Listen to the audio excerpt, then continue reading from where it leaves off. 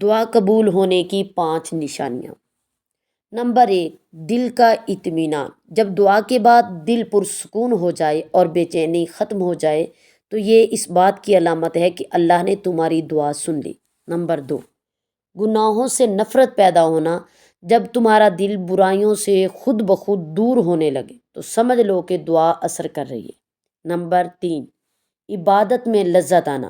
جب نماز، ذکر یا قرآن پڑھنے میں دل لگنے لگے، یہ اس بات کی نشانی ہے کہ دل اللہ کے قریب ہو گیا۔ نمبر 4، حالات میں بہتری یا صبر کا تحفہ۔